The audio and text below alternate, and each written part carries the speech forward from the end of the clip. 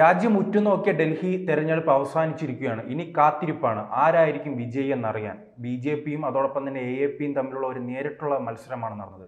ഇതിന്റെ ബലം എന്തായിരിക്കും? ഇതൊരു 1 മില്യൺ ക്വസ്റ്റ്യൻ ആണ്. ഉം.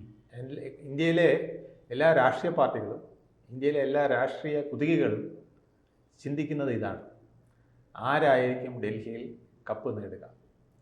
ഇത് നമ്മൾ പറയില്ലേ, കപ്പിനും ചുണ്ടിനും ഇടയിൽ എന്ന് പറഞ്ഞ പോലെ നിൽക്കുന്ന ഒരു അവസ്ഥയാണ്. ആം ആദ്മി പാർട്ടി അവരുടെ ജീവൻ മരണ പോരാട്ടമാണ് നടത്തിക്കൊണ്ടിരിക്കുന്നത്. ആം ആദ്മി പാർട്ടി ഈ ഇലക്ഷനിൽ ജയിച്ചില്ലെങ്കിൽ അവർ വനവാസത്തിലേക്കാണ് പോകുന്നത്. അപ്പോൾ കാരണം 2013 ഇലക്ഷനിലും 2015 2020 ഈ AAPക്ക് ഇത്രയും വലിയ പ്രതിസന്ധി ഇല്ലാതിരുന്നു. പ്രതിസന്ധിയേ ഇല്ലായിരുന്നു, അവർക്ക് പ്രതിസന്ധിയേ ഇല്ലായിരുന്നു. കാരണം അവിടെ ഈസി വാക്ക് ഓവർ ആയിരുന്നു അവർക്കുണ്ടായിരുന്നത്. 2013 അങ്ങനെ അല്ലെങ്കിൽ 14 അങ്ങനെ അല്ലെങ്കിൽ പോലും 15 മുതൽ അവർ രണ്ടാമൂഴം വന്നപ്പോൾ മുതൽ ആദ്യം പിന്നെ 15 ഇലക്ഷനിൽ 70-ൽ 67 സീറ്റാണ്. രണ്ടാമത് 20-ൽ 62 സീറ്റാണ്. അപ്പം അങ്ങനെ പിടിച്ചുകൊണ്ട് വന്ന ഈസി വാക്ക് ഓവർ വന്ന ഒരു പാർട്ടിയാണ്. പക്ഷെ അത് തകിടം മറിഞ്ഞത് ഈ രണ്ടാമത് അവരുടെ ഒരു മാറ്റം, ഇന്ത്യ മുഴുവൻ പിടിക്കണമെന്നുള്ള രീതിയിൽ പെട്ടെന്നൊരു എക്സ്പാൻഷന് വേണ്ടി ശ്രമിച്ചതാണെന്നാണ് എനിക്ക് പലപ്പോഴും തോന്നിയിട്ടുള്ളത്. ആ മാറ്റത്തിൽ അവർ അടിപതറിപ്പോയി. അത് ഗുജറാത്തിൽ പോയി മത്സരിച്ചതായാലും ഒക്കെ അത് അവർക്ക് ഉദ്ദേശിക്കാത്ത പ്രതിഫലനങ്ങളാണ് ഉണ്ടാക്കിയത്. അതേസമയം ഹരിയാനയിലേക്കാണ് അവർ പോയിരുന്നെങ്കിൽ അവർക്ക് ഒരു പക്ഷേ അവിടെ നേട്ടമുണ്ടാക്കാമായിരുന്നു. ഹിമാചലിലേക്കാണ് അവർ പോയിരുന്നെങ്കിൽ അവർക്ക് നേട്ടമുണ്ടാക്കാമായിരുന്നു. അങ്ങനെ ആരും ചെയ്തിരുന്നത്. ഡൽഹിയിൽ നിന്ന് പഞ്ചാബിൽ നിന്ന് ഗോവയിൽ നിന്ന് ഹരിയാനയിൽ നിന്ന് ഹിമാചലൊക്കെ ആയിരുന്നെങ്കിൽ ആ സ്ഥാനങ്ങൾ മുഴുവൻ പിടിക്കുകയും കോൺഗ്രസിന് ഒരു ഭീഷണിയായി വരികയും ചെയ്തേനെ. കഴിഞ്ഞ ലോക്സഭാ തെരഞ്ഞെടുപ്പിൽ അവിടെ 7 സീറ്റ് BJP ആണ് നേടിയത്. ആ രീതിയിൽ തന്നെ BJPക്ക് ഈ നിയമസഭാ തെരഞ്ഞെടുപ്പിൽ വിജയം കൊയ്യാമെന്നല്ല തുടക്കത്തിൽ രാഷ്ട്രീയ നിരീക്ഷകർ ഉൾപ്പെടെ പറഞ്ഞിരുന്നു. പക്ഷേ ഈ മത്സരം വന്നപ്പോൾ ആ AAP തിരിച്ചു വരുന്നൊരവസ്ഥ ഉണ്ടല്ലോ. AAPക്ക് അസംബ്ലി ഇലക്ഷനിൽ AAP എന്നുള്ളതാണ് അവിടെ ഒരു പൊതുവെയുള്ള ഒരു ട്രെൻഡ് ഇതുവരെ നിന്നത്. പക്ഷേ അത് മാറ്റിമറിക്കാനാണ് ഇപ്പോൾ BJP ശ്രമിച്ചുകൊണ്ടിരിക്കുന്നത്. കാരണം ഇതുവരെ BJP ഈ ഫ്രീ ബീസിലേക്ക് കടന്നിട്ടില്ല. ഫ്രീ ബീസ് എന്ന് പറഞ്ഞാൽ അവരെ നിഷേധിച്ചുകൊണ്ടിരുന്നതാണ്. അപ്പോൾ ആം ആദ്മി പാർട്ടിയുടെ തുറുപ്പ് ചീട്ടും അതായിരുന്നു: ഞങ്ങൾ വന്നില്ലെങ്കിൽ നിങ്ങൾക്ക് കിട്ടുന്ന വൈദ്യുതിയുടെ ഗുണം നഷ്ടമാകും, ഫ്രീ ഇലക്ട്രിസിറ്റി നഷ്ടമാകും, വാട്ടർ നഷ്ടമാകും, ഫ്രീ സ്ത്രീകൾക്കുള്ള യാത്ര നഷ്ടമാകും, പിന്നെ 2200 രൂപ ഓരോ സ്ത്രീക്കും കിട്ടുന്നത് നഷ്ടമാകും എന്നൊക്കെ പറഞ്ഞപ്പോൾ അവർ തീർച്ചയായിട്ടും അങ്ങനെയാണല്ലോ. ഇപ്പം മുട്ടായി കൊടുക്കില്ലെന്ന് പറഞ്ഞാൽ കുട്ടി എന്ത് ചെയ്യും? കരയും, അല്ലെങ്കിൽ ആളിനോട് വെറുപ്പ് കാണിക്കും. അതുകൊണ്ട് മുട്ടായി കൊടുത്തുകൊണ്ട് ഇങ്ങനെ ഇരിക്കുകയായിരുന്നു. പക്ഷേ ഇപ്പം BJP കൂടെ മുട്ടായി കൊടുക്കാൻ തയ്യാറായിരിക്കും. അവിടെയാണ് പ്രശ്നം. BJP കൂടെ കൊടുക്കാൻ പോവാ. ഈ പാർട്ടിക്ക് ഇപ്പൊ അവസാന ഘട്ടത്തിലെല്ലാം 4-8 MLA-മാർ BJPയിലേക്ക് ചേരുന്ന ഒരു അവസ്ഥയുണ്ട്. ഇതെല്ലാം സംഘടനാ രീതിയിൽ വലിയ രീതിയിൽ തന്നെ അവിടെ ബാധിക്കില്ല. പ്രത്യേകിച്ച് BJP ചേരികൾ കേന്ദ്രീകരിച്ചാണ് ഇത്തവണ പ്രചരണം നടത്തിയത്. പിന്നെ ബഡ്ജറ്റിൽ നാം കണ്ടതാണ് മിഡിൽ ക്ലാസ്സിന് പണം നൽകുന്ന ഈ നികുതിയുമായി ബന്ധപ്പെട്ടുള്ള സംഭവങ്ങൾ ഉണ്ടാകുന്നു. അങ്ങനെ നോക്കുമ്പോൾ BJPക്ക് എങ്ങനെയായിരിക്കും ഈ തെരഞ്ഞെടുപ്പ്? അത് BJP ഇത്തവണ നടത്തിയ ഒരു സർജിക്കൽ സ്ട്രൈക്ക് എന്ന് വേണമെങ്കിൽ പറയാം. അതായത് ആം ആദ്മി പാർട്ടിയുടെ ശക്തി രണ്ട് കാര്യങ്ങളാണ്. ഒന്ന്, കെജ്രിവാൾ എന്ന ഒരു അതികായനായ ഒരു അതിബുദ്ധിമാനായ ജനസേവകനായ ഒരു നേതാവ് എന്നുള്ള ആ ഒരു ഇമേജ്, അത് ഒന്ന്. രണ്ടാമത്തേത് കേഡർ, അവരുടെ വോളണ്ടിയേഴ്സ്, ആ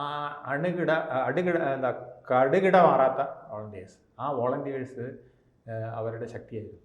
പക്ഷേ ആദ്യം കെജ്രിവാൾ എന്നുള്ള അധികായനെ കൂട്ടുന്ന വിധത്തിൽ അഴിമതി ആരോപണം, ശീഷ് മഹൽ വന്നു, അവരുടെ മുൻനിര നേതാക്കൾ മുഴുവൻ ജയിലിൽ പോയി, അത് പല വിധത്തിലുള്ള പ്രശ്നങ്ങളിലാവുകയും ചെയ്തു. അപ്പം അവിടെ ഒരു ചോദ്യം വന്നു. രണ്ടാമത്തെ സ്ട്രൈക്കാണ് ഈ ആ പാറ പോലെ ഉറച്ചു നിൽക്കുന്ന വോളണ്ടിയേഴ്സ്.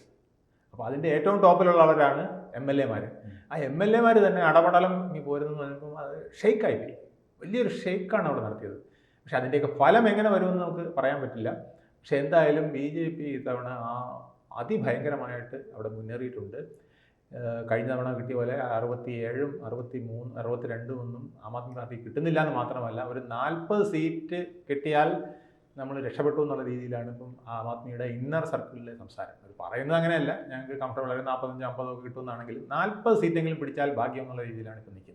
കാരണം ഇതിനു മുമ്പ് BJP അവസാനം അവിടെ ഭരണത്തിൽ വന്ന് 90-കളിലായിരുന്നു. അതിനുശേഷം അവിടെ കോൺഗ്രസ് വരുന്നു, AAP വരുന്നു. അതോടൊപ്പം തന്നെ ബി ജെ പിക്ക് സ്വാധീനമില്ലാത്ത പല സംസ്ഥാനങ്ങളിലേക്കും കടന്നു കയറാൻ കഴിഞ്ഞിട്ടുണ്ട്. അവിടെയെല്ലാം ഭരണം പിടിക്കാൻ ഉൾപ്പെടെ കഴിഞ്ഞിട്ടും മുൻപ് ഭരിച്ചൊരു സംസ്ഥാനത്ത് ഇത്രയും വലിയൊരു ഇടവേളയിലേക്ക് നിന്നിട്ട് പോലും എന്തുകൊണ്ടായിരിക്കും അവിടെ ഒരു വളർച്ച ഉണ്ടാക്കാൻ കഴിയാത്തത്? അല്ല, പാർട്ടിക്ക് വളർച്ചയുണ്ട്. പാർട്ടിയുടെ ബേസ് ഭയങ്കരമാണ്. ബി ജെ പിയെ സംബന്ധിച്ചിടത്തോളം 39 ഒരു അധികാരത്തിലേക്ക് ഒരു പാർട്ടിയുടെ പ്രധാനപ്പെട്ട ഘടകം അവിടെ ഒരു മുഖ്യമന്ത്രി കസേരയിലേക്ക് പണ്ട് കേരളത്തിലും ഇങ്ങനെ ഉണ്ടായിരുന്നു. അതായത് കേന്ദ്രത്തിലേക്ക് കോൺഗ്രസ്, ഇവിടെ LDF എന്നൊക്കെ പറഞ്ഞ് വരുന്നില്ലേ, ആ രീതിയിൽ പലപ്പോഴും നടന്നിട്ടുണ്ട്. ഇപ്പോൾ പിന്നെ തമിഴ്നാട്ടിൽ അങ്ങനെ ഉണ്ടായിട്ടുണ്ട്. കേന്ദ്രത്തിലേക്ക് കോൺഗ്രസിനെ അയക്കുക, പ്രാദേശിക പാർട്ടികൾ അവിടെ സംസ്ഥാനം ഭരിക്കുക, ഈ രീതി പല സംസ്ഥാനങ്ങളിലും വന്നിട്ടുണ്ട്. അതുപോലെയായിരുന്നു ഡൽഹിയിലും. കേന്ദ്രത്തിലെപ്പോഴും കാരണം നരേന്ദ്രമോദി എന്ന് പറഞ്ഞ ഒരു അധികായനായ നേതാവിന് ബദലില്ല പ്രധാനമന്ത്രി സ്ഥാനത്തേക്ക്. അപ്പം അദ്ദേഹം പോട്ടെ. ഇവിടെ കെജ്രിവാൾ എന്ന് പറഞ്ഞ ഒരു മുഖ്യമന്ത്രിക്ക് ബദലില്ല. അപ്പോൾ പിന്നെ മുഖ്യമന്ത്രി അദ്ദേഹമാകട്ടെ, ഈ ഒരു ചിന്തയായിരുന്നു അവിടെ ഓടിക്കൊണ്ടിരുന്നത്. അല്ല, ഡൽഹിയിൽ പാർട്ടി കരുത്തെന്ന് പറയുമ്പോഴും ഒരു നേതാവിനെ മുൻനിർത്താൻ ജനങ്ങൾക്ക് മുന്നിൽ വയ്ക്കാൻ BJPക്ക് കഴിയുന്നില്ലല്ലോ. ഈ തെരഞ്ഞെടുപ്പിൽ പോലും കഴിഞ്ഞിട്ടില്ല ഒരു മുഖ്യമന്ത്രി ആരാണെന്ന ചോദ്യം. കാരണം അപ്പുറത്ത് കെജ്രിവാൾ എന്നൊരു നേതാവുണ്ട്, ഈ വശത്ത് അതൊരു വലിയ തിരിച്ചടി. പർവേസ് വർമ്മയാണ് കെജ്രിവാളിനെ എതിർക്കുന്ന ആൾ, ന്യൂഡൽഹി മണ്ഡലത്തിൽ എതിർക്കുന്ന ആളാണ്. അദ്ദേഹം മുൻ BJP മുഖ്യമന്ത്രിയുടെ മകനാണ്. പർവേസ് സാഹിബ് സിംഗ് എന്ന് പറഞ്ഞ BJP മുഖ്യമന്ത്രിയുടെ മകനാണ്. മുൻകാലങ്ങളിൽ ഹർഷവർദ്ധൻ അടക്കമുള്ള നേതാക്കൾ ഇറങ്ങിയിട്ട് പോലും അല്ല, അത് പിന്നെ അതിൽ നിന്ന് മാറ്റം വരുന്ന ചില കാര്യങ്ങൾ കിരൺ ബേദി ഉൾപ്പെടെ ഉയർത്തിക്കാട്ടിട്ടുണ്ട്. അതെ, അത് കിരൺ ബേദിക്കൊന്നും പിന്നെ കെജ്രിവാളിനെ അന്ന് വെല്ലുവിളിക്കാൻ തക്ക ഒരു ആംബിയർ ഇല്ലായിരുന്നു. കാരണം കെജ്രിവാൾ അത്ര ക്ലീൻ ആയിരുന്നു. ആ ക്ലീൻ ഇമേജിന് ഒരു കോട്ടം ഇപ്പോൾ വന്നിട്ടുണ്ട്. എത്ര പറഞ്ഞാലും ആ കോട്ടം മാറ്റാൻ ഈ ഇലക്ഷൻ അദ്ദേഹം ഉപയോഗിക്കുകയാണ്. ഈ ഇലക്ഷനിൽ അദ്ദേഹം ആത്മശുദ്ധി വരുത്തി തിരിച്ചു വരുമെന്നാണ് അദ്ദേഹം പറയുന്നത്. കാരണം ഈ ഇലക്ഷനിലും കൂടെ ജനങ്ങൾ അംഗീകരിച്ചാൽ പിന്നെ ആ ഇമേജിന് തോട്ടം വരില്ല. പക്ഷേ ആ ഇമേജിന് അങ്ങനെ ജയിച്ച് വരാതിരിക്കാനാണ് BJP ഇപ്പോൾ അവിടെ പല തന്ത്രങ്ങൾ പയറ്റിക്കൊണ്ടിരിക്കുന്നത്. ഇതിൽ കോൺഗ്രസിൻ്റെ സ്ഥിതി എന്തായിരിക്കും അവിടെ? കോൺഗ്രസിൻ്റെ സ്ഥിതി ആദ്യം അവർ ഉദ്ദേശിച്ച പോലെ ഒന്നും എളുപ്പമല്ല എന്ന് നമുക്ക് മനസ്സിലായിട്ടുണ്ട്. ഇതിപ്പോൾ ത്രികോണ മത്സരം എന്ന് പറഞ്ഞെങ്കിലും ഇപ്പോൾ അതൊരു ബൈ പോളാർ കോൺട്രസ്റ്റ് ആയിട്ട് മാറിയിട്ടുണ്ട്. ത്രികോണത്തിനുള്ള ചാൻസ് അവിടെ ഇല്ല.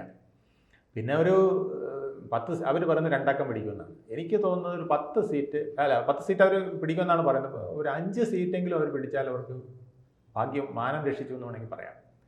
പിന്നെ 5 സീറ്റ് 10 സീറ്റൊക്കെ അവർ പിടിക്കുകയാണെങ്കിൽ തീർച്ചയായിട്ടും BJP മുന്നിൽ വരും, BJP ജയിക്കും. ഇനി ഇതൊന്നും വേണ്ട, അവർ ഈ 70 മണ്ഡലങ്ങളിൽ ഒരു കാൽഭാഗം, അതായത് ഒരു 17 മണ്ഡലങ്ങളിൽ കെട്ടിവെച്ച കാശ് പിടിച്ചാണ്.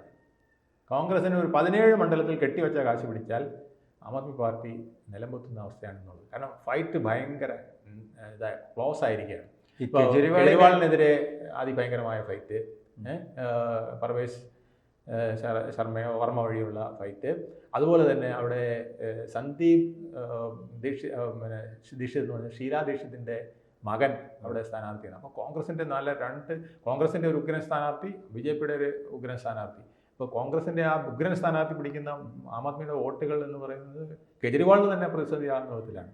അതുപോലെ തന്നെ അൽക്ക ലാംബ എന്ന് പറഞ്ഞ മഹിളാ വിഭാഗത്തിൻ്റെ നേതാവിനെയാണ് അവർ കൽക്കാജി മണ്ഡലത്തിൽ ഇപ്പോഴത്തെ മുഖ്യമന്ത്രി അതിഷിക്കെതിരെ ഇറക്കിയിരിക്കുന്നത്.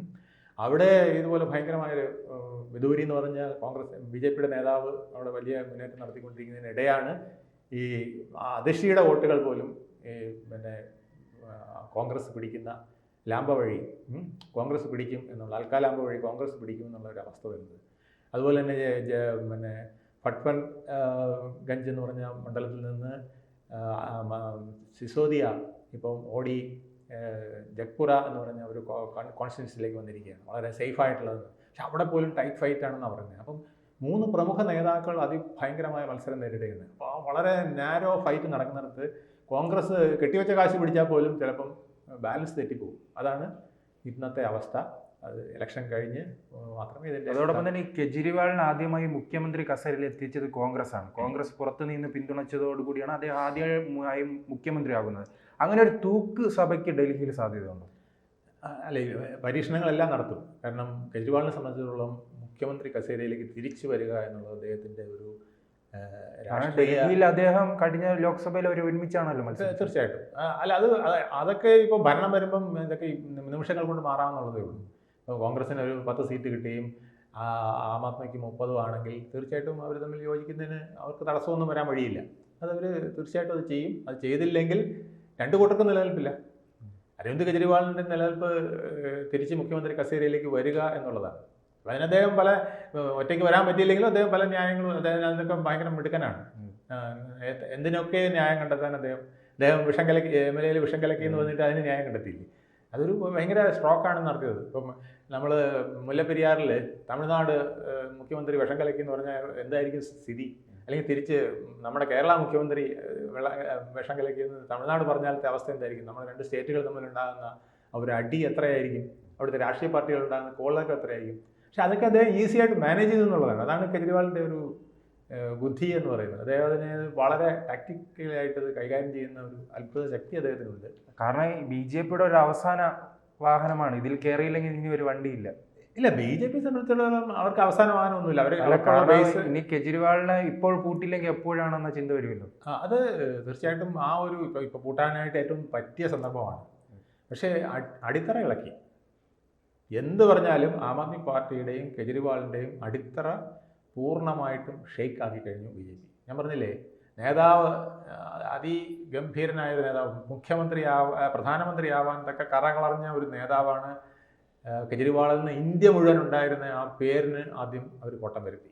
രണ്ടാമത് കാരണം മോദിക്കെതിരെ കെജ്രിവാൾ തന്നെ മത്സരിക്കാൻ പോകുന്ന ഒരു അവസ്ഥ അതുണ്ടായിരുന്നു. അദ്ദേഹം എന്നിട്ട് പ്രതിപക്ഷ ഐക്യ സ്ഥാനാർത്ഥിയാൽ കൂടുതൽ വോട്ട് അദ്ദേഹം പിടിച്ചു. പക്ഷെ ഇന്ന് അദ്ദേഹത്തിന് അത് കിട്ടിയില്ല. അദ്ദേഹം ഈ ഗുജറാത്തിൽ പോകുന്നതിന് പകരം ഹരിയാനയിലാണ് പോകണമെങ്കിൽ ഹരിയാനയിൽ ചിലപ്പോൾ ഭരണം പിടിച്ചേനെ.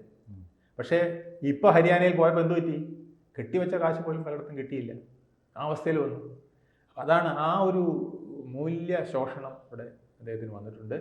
അത് സാധാ പൊളിറ്റിക്സ്. ഇപ്പോൾ പാല് മോരിനോട് ചേർന്നാൽ ഇങ്ങനെ ഇരിക്കും. പാല് എപ്പോഴും പ്രത്യേകമായിട്ടൊരു കുപ്പി നിൽക്കണം. അത് മോരുമായിട്ട് ചേർന്നാൽ പോയി. ഇന്ത്യ മുന്നണിയുമായിട്ട് എന്ന് ആം ആദ്മി പാർട്ടി കൈകോർത്തോ ആ പാലിൻ്റെ പരിശുദ്ധി പോയി. കാരണം ഇന്ത്യ മുന്നണി ഒരു അവിയൽ മുന്നണിയാണ്. അത് ഒരു മോരും തൈരും പുളിച്ച തൈരും കെട്ട തൈരും ഒക്കെ അതിനകത്തുണ്ട്. അതിനകത്തോട്ട് കയറി ആം ആദ്മി പാർട്ടിയും കൂടെ വീണപ്പം പാലിൻ്റെ ശുദ്ധി പോയി. അത് തിരിച്ചറിഞ്ഞു കെജ്രിവാൾ എന്നുള്ളതാണ് അദ്ദേഹത്തിൻ്റെ പ്രതി. അതുകൊണ്ടാണ് കോൺഗ്രസിനെ അദ്ദേഹം വെളിയിൽ നിർത്തിയത്. അദ്ദേഹത്തിന് ബുദ്ധിയില്ലാഞ്ഞിട്ടല്ല. കാരണം കോൺഗ്രസിനെ കൂടെ കൂട്ടി നിർത്തിയാൽ തീർച്ചയായിട്ടും കെജ്രിവാൾ തോറ്റിരിക്കും. യാതൊരു സംശയം വേണ്ട. കഴിഞ്ഞ പാർലമെൻറ്റിൽ എന്ത് നടന്നോ 7 പിടിച്ചില്ലേ, അതുപോലെ ചിലപ്പം ഇവിടെ 50 സീറ്റ് BJP കൊണ്ടുപോയിരിക്കും. 10 സീറ്റ് കഷ്ടിച്ച് 10-15 സീറ്റായിരിക്കും അവർക്ക് രണ്ടുപേരും കൂടെ ഷെയർ ചെയ്ത് 20 സീറ്റ് ബാക്കി വരുന്നതിൽ ആയിരിക്കും അവർക്ക് ഷെയർ ചെയ്തെടുക്കാൻ പറ്റുന്നത്. അപ്പോൾ ആ ബുദ്ധിപൂർവ്വമുള്ള കാഴ്ചപ്പാടാണ് കെജ്രിവാളിനെ കോൺഗ്രസിനെ വെട്ടി മാറ്റി നിർത്തിയിട്ട് ഈ ഫൈറ്റിന് തയ്യാറാക്കിയത്. രണ്ടും കണ്ടുകൊണ്ടുള്ളൊരു ഫൈറ്റാണ്. ഇനി കോൺഗ്രസ് ഒരു 10 സീറ്റ് പിടിച്ചാൽ തന്നെ, അല്ലെങ്കിൽ 5 സീറ്റ് പിടിച്ചാൽ അന്നേരം നമുക്ക് കുറവുണ്ടെങ്കിൽ അന്നേരം യോജിപ്പിക്കാമെന്നായിരിക്കും അദ്ദേഹത്തിൻ്റെ തന്ത്രം. ആ തന്ത്രത്തിലാണ് അദ്ദേഹം പോകുന്നത്. BJPയും അതുപോലെ തന്ത്രം കളിക്കുകയാണ്. ഇവർ രണ്ടുപേരും കൂടെ അടിക്കുന്ന സന്ദർഭത്തിൽ താമര എങ്ങനെ വിരിയിക്കാം എന്നുള്ളതാണ് BJP നോക്കുന്നത്. പ്രവചനാതീതമാണ്. പക്ഷേ എന്നാലും കോൺഗ്രസിനേക്കാൾ റോൾ അവിടെ വന്നിരിക്കുന്നത് ആം ആദ്മി പാർട്ടിക്കും BJPക്കും തന്നെയാണ്. നെക്ക് ആൻഡ് നെക്ക് ഫൈറ്റിലാണ്. ഞാൻ പറഞ്ഞില്ലേ, മുഖ്യമന്ത്രി സ്ഥാനാർത്ഥി അതിഷിയും മുൻ മുഖ്യമന്ത്രിയായിരുന്ന കെജ്രിവാളും വരെ നെക്ക് ആൻഡ് നെക്ക് ഫൈറ്റ് നേരിടുന്നു എന്ന് പറയുമ്പോൾ ബാക്കി 68 മണ്ഡലങ്ങളിലെ കാര്യം പറയണ്ടല്ലോ. ടോസ് പോലെയാണ്. ഇതെങ്ങനെ കറങ്ങി വീഴുമെന്നുള്ളത് വീണ് കഴിഞ്ഞാലേ പറയാൻ പറ്റുള്ളൂ. നമുക്ക് പെട്ടെന്നൊരു പ്രവചനം സാധ്യമല്ല. എന്തായാലും ആം ആദ്മി പാർട്ടിക്ക് ഇത് നിലനിൽപ്പിൻ്റെ പ്രശ്നമാണ്. അവർ മിനിമം ഭൂരിപക്ഷമെങ്കിലും നേടാനായിട്ടുള്ള ഫൈറ്റാണ്. BJP ഇത് പിടിച്ചിരിക്കും എന്നുള്ള രീതിയിൽ തന്നെയാണ് പോയിരിക്കുന്നത്. അടിത്തറ ഇളക്കി വെച്ചിട്ടുണ്ട്. ഇനി അതിൽ എപ്പോൾ വേണോ പണിയാമെന്നുള്ളതാണ് അവരുടെ ഒരു ഫീലിംഗ്. ഏത് സന്ദർഭത്തിൽ വേണോ ഇനി കെജ്രിവാളിനെ ആം ആദ്മി പാർട്ടിയും തള്ളിയിടാം, ഇപ്പോഴല്ലെങ്കിൽ അടുത്തതിൽ ഷുവർ എന്നുള്ള രീതിയിലാണ് അവർക്ക് മുന്നോട്ട് നീങ്ങിയിരിക്കുന്നത്. അതിഭയങ്കരമായ ഫൈറ്റാണ്. ഇതിൻ്റെ റിസൾട്ട് നമുക്കൊന്നും വെട്ടി പൊട്ടിച്ചാലത് പറയാൻ പറ്റില്ല. ഒരു രാഷ്ട്രീയ പ്രവാചകനും ഇത് BJP ജയിക്കുമെന്നും ആം ആദ്മി ജയിക്കുമെന്നും പറയാൻ പറ്റാത്ത അവസ്ഥയാണ്. കൂടുതൽ വാർത്തകളും വിശേഷങ്ങളും നിങ്ങളിലേക്ക് എത്താൻ ABC മലയാളം സബ്സ്ക്രൈബ് ചെയ്യുക, ബെൽ ബട്ടണും അമർത്തുക.